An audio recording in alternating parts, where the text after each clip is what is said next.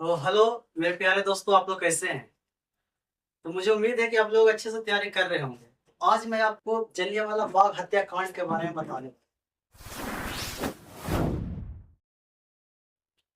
तो इससे पहले मैंने आपको रॉलेट एक्ट बता दिया था, क्योंकि अगर आपको रॉलेट एक्ट नहीं समझ में आएगा तो जलियांवाला बाग हत्याकांड पता ही नहीं चलेगा। तो सबसे पहले आप रॉलेट एक्ट के बारे में देख लीजिए, मैंने एक वीडियो अपलोड कर चुका हूँ। आज मैं बताऊंगा जलियांवाला बाग हत्याकांड के बारे में। यह घटना क्यों हुआ, कैसे हुआ, ए टू जेड बताऊंगा।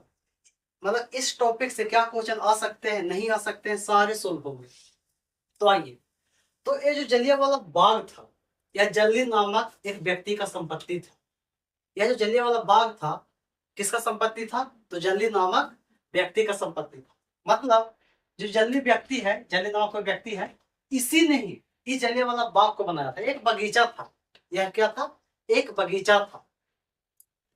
और 6 अप्रैल की बात है। 6 अप्रैल को देश में हड़ताल हुआ। 6 अप्रैल 1919 को देश में क्या हुआ? हड़ताल हुआ। और उस समय मैं आपको बता चुका हूं कि 19 मार्च 1919 ईस्वी को भारत में रॉलेट एक्ट आया था।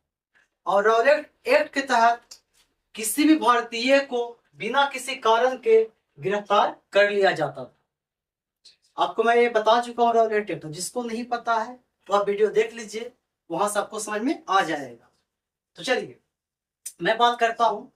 तो मैंने बताया ना कि 6 अप्रैल 1919 को 6 अप्रैल 1919 को देश में हड़ताल हुआ। क्या हुआ जी? देश में हड़ताल हुआ। उसके 3 दिन बाद, मात्र 3 दिन बाद, मतलब 9 अप्रैल 1919 को देश के 2 स्थानीय नेता डॉक्टर सत्यपाल और किचलू को गिरफ्तार कर लिया गया।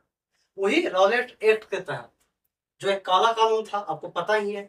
तो 9 अप्रैल 1919 को 2 स्थानीय नेता डॉक्टर सत्यपाल और किचलू को गिरफ्तार कर लिया गया। अब ये तो जो स्थानीय नेता थे ना, इसी को लेकर देश में और हंगामा हो गया। तभी 13 अप्रैल 1919 की बात है।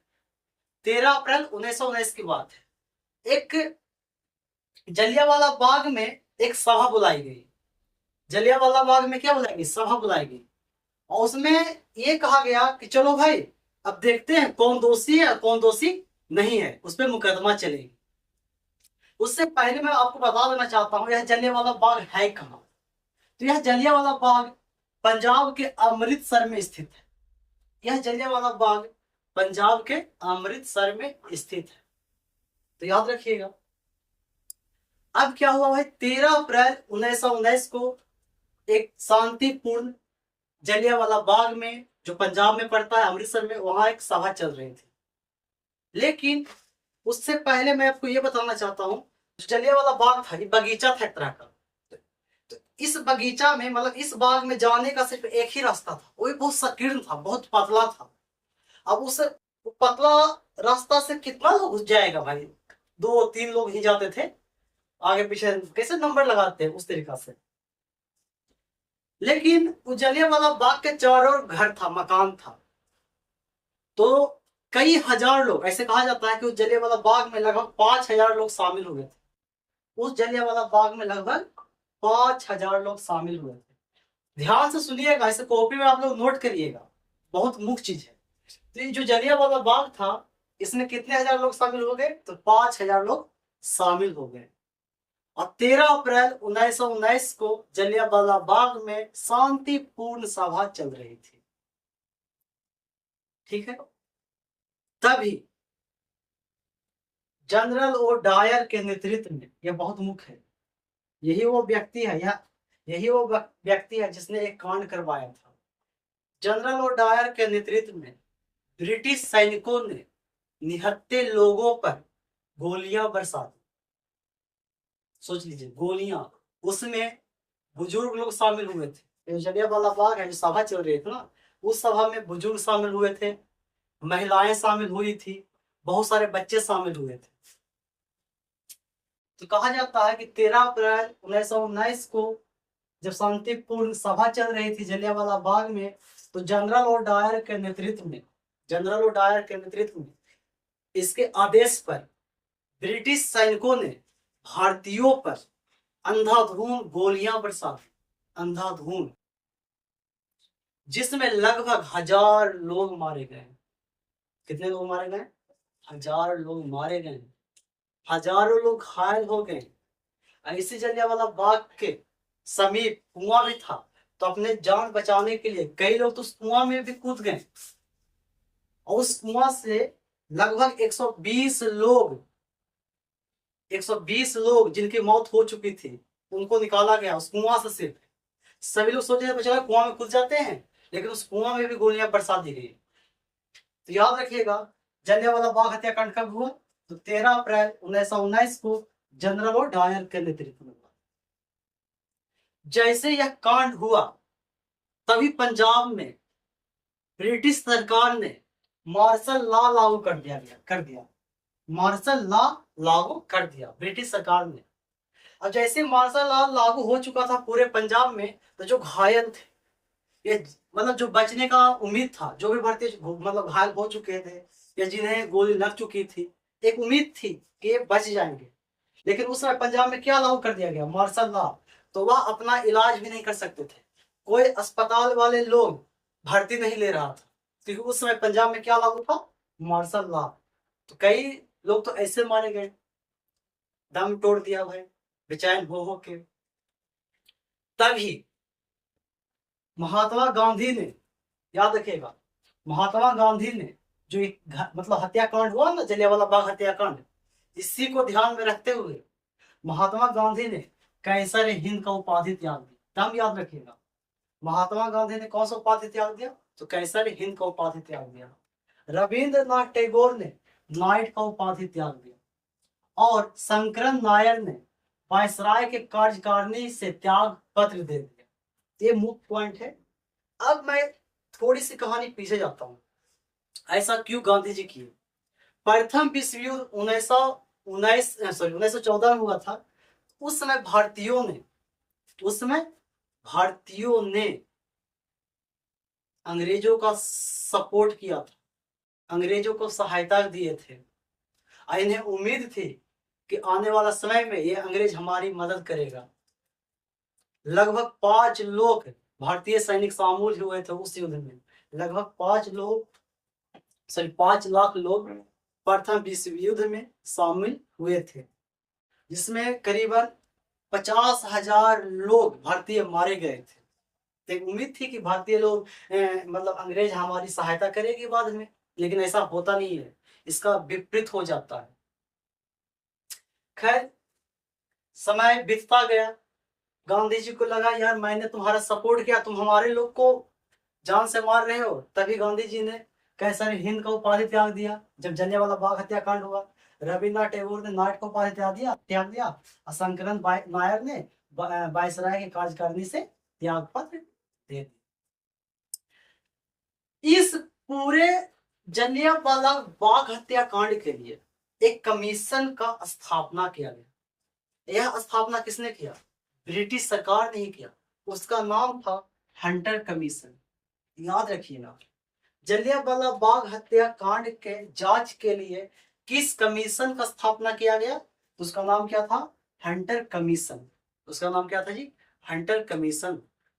और इसके कुछ सदस्य थे, भारतीय सदस्य। उसमें थे पंडित जगत नारायण, सुल्तान अहमद, चीमन सितलवाड़। ये 3 नाम याद रखिएगा, पंडित जगत नारायण, सुल्तान अहमद, चीमन सितलवाड़। ये 3 जो भारतीय हैं, हंटर कमीशन के सदस्य थे। जैसे ही हंटर कमीशन का स्थापना हुआ, तो 1920 में इसने अपनी रिपोर्ट प्रकाशित किया। याद रखिएगा, इस जो हंटर कमीशन आया क्यों था? जलियांवाला जो बाग हत्याकांड हुआ था ना, उसके जांच के लिए इसे लाया गया था। 1 साल बाद, 1 साल में मतलब हुई 9-10 महीना बाद, इस हंटर कमीशन ने अपनी रिपोर्ट प्रकाशित की 1920 में। और इस रिपोर्ट में यह बतलाया गया कि सरकार दोषी नहीं है, इस हत्याकांड के पीछे सरकार का दोष नहीं है। और जनरल ओडायर को मतलब जनरल और डायर को जो होता है ना, इस पर कोई मुकदमा नहीं चढ़ा, बोला कि उसको कोई गलती नहीं है। उस समय हंगामा हो रहा था, उस समय सभा में शांति, मतलब इसने ऐसा रिपोर्ट दिया कि जलियांवाला बाग में जो सभा चल रही थी वह शांतिपूर्ण नहीं चल रही थी, तो गलती से इसने गोलियां बरसवा दी, ऐसा मतलब हंटर कमी ऐसा रिपोर्ट आया। और इससे जनरल ओडायर को नौकरी से रिजाइन देना पड़ गया। इसे बोला गया कि तुम नौकरी से अपना अपना नौकरी त्याग मतलब त्याग पत्र दे दो। तो जनरल ओडायर ने अपना नौकरी से क्या कर दिया, त्याग पत्र दे दिया। ऐसे तुरंत ब्रिटिश सरकार ने कहा तुम जल्दी वहां से भारत चलो, लंदन चले आओ। क्या जनरल ओडायर कहाँ चला गया, लंदन चला गया। जनरल ओडायर के को इस अपराध के लिए उसे नौकरी से हटना पड़ा। मैंने अभी बताया ना कि जनरल ओडायर जैसे जलियांवाला बाग हत्याकांड करते हैं तो उन्हें दोषी करार नहीं दिया जाता है, लेकिन जो हंटर कमीशन था उसने उनकी इस गलती के लिए मतलब उन्होंने ये बोला कि यह उनकी भूल थी, उन्होंने यह जानबूझकर नहीं किया, इसीलिए इस अपराध के लिए उन्हें नौकरी से हटना पड़ा। जनरल ओडायर के इस अपराध के लिए उन्हें नौकरी छोड़ना पड़ा। और तभी ब्रिटिश जो शासक थे, जो ब्रिटिश को चला रहे थे, उन्होंने जनरल ओडायर को बुला लिया अपने इलाका में। तो सुनिए क्या बोला। ब्रिटानी अखबारों ने जनरल ओडायर को ब्रिटिश साम्राज्य का रक्षक कहा। ब्रितानी अखबारों ने ब्रिटिश साम्राज्य का रक्षक जनरल ओडायर को कहा। वहीं ब्रितानी लॉर्ड ने ब्रिटिश साम्राज्य का शेर कहा जनरल ओडायर। आप ही सोचो, जो 1000 लोग निहत्थे लोगों को मार के आ रहा है, वहां ब्रिटिश अखबार क्या बोल रहा है कि यार तुम ब्रिटिश साम्राज्य का रक्षक हो, जनरल ओडायर को बोल रहा है। ब्रितानी लॉर्ड बोल रहा है कि तुम शेर हो, ब्रिटेन के लिए क्या हो, तुम शेर हो, जो तुम ही हो, तुम एक बहादुर इंसान हो, ऐसा उपाधि दे रहा है। उतना ही नहीं, सरकार ने उनकी इन सेवाओं के लिए मान की तलवार की उपाधि दी। याद रखिएगा, सरकार ने उनकी इन सेवाओं के लिए जनरल ओडायर को मान की तलवार की उपाधि दी। और यह जलियांवाला पूरे बाग हत्याकांड वायसराय लॉर्ड चेम्सफोर्ड के उपस्थिति में हुआ था। तो आपसे पूछेगा सवाल कि जब जलियांवाला बाग हत्याकांड हुआ था उस समय भारत के वायसराय कौन थे? याद रखिएगा, लॉर्ड चेम्सफोर्ड। यह सवाल ये भी आ सकता है कि रॉलेट एक्ट जब पारित हुआ था उस समय भारत के वायसराय कौन थे? याद रखिएगा, लॉर्ड चेम्सफोर्ड। इन्हीं के नेतृत्व में रॉलेट एक्ट का स्थापना हुआ, जलियांवाला बाग हत्याकांड भी हुआ। आपको पता है ही कि रॉलेट एक्ट अगर नहीं आता तो नेता लोग गिरफ्तार नहीं होते, नेता गिरफ्तार नहीं होते तो जलियांवाला बाग हत्याकांड भी नहीं होता। खैर, अब जो हो गया सो हो गया, है कि नहीं। अब बात करते हैं उधम सिंह के बारे में। यह एक क्रांतिकारी नेता थे, ये बर्दाश्त करने वाले थोड़ी थे, ये बाज मानने वाले थे, जैसा करोगे वैसा ही भोगोगे। खैर, इनका जन्म जो हुआ था 26 दिसंबर 1899 को इनका जन्म हुआ। जन्म कहाँ हुआ? तो पंजाब के संगरूर जिले सुनाब नामक गांव में इनका जन्म हुआ। ये पंजाब के रहने वाले थे। पंजाब के संगरूर जिले के सुनाब नामक गांव में उधम सिंह का जन्म हुआ। जैसे इन्हें पता चला कि हजारों लोग मारे गए जलियांवाला बाग हत्याकांड में, जब इसका रिपोर्ट आया तो इसको अपराधी घोषित नहीं किया गया जनरल ओडायर को। अब ये सोचे कि 1000 लोग को मार के जा रहा है फिर भी ये अपराध नहीं है, मैं कैसे चुप रहूंगा। तभी 13 मार्च 1940 को उधम सिंह 13 मार्च 1940 को लंदन जाते हैं। कहा जाते हैं? लंदन जाते हैं। और लंदन जाके जनरल ओडायर को गोली मार के हत्या कर देते हैं। उधम सिंह 13 मार्च 1940 ईस्वी को लंदन जाते हैं और लंदन में कैक्सटन नामक हॉल में जनरल ओडायर को उधम सिंह गोली मार देते हैं। इसी कारण उधम सिंह को फांसी की सजा सुनाई जाती है। तो याद रखिएगा, यहां से जो जो इम्पोर्टेंट क्वेश्चन है आप उसे प्रैक्टिस करिए। अब मैं आपको भरोसा दिलाता हूं इससे ज्यादा सवाल बिल्कुल नहीं आ सकता। बस आपकी मेहनत की जरूरत है। बस आप मेहनत करते चलिए, रोज प्रैक्टिस करिए, हो जाएगा। तो मैं इससे पहले रॉलेट बताया, आज आपको जलियांवाला बाग हत्याकांड बता दिया। मैं अब आपसे इससे क्या क्या क्वेश्चन आ सकता है वो मैं एक बार रिपीट कर देता हूँ। तो सुनिए, पहला तो ये आएगा कि जलियांवाला बाग है कहाँ।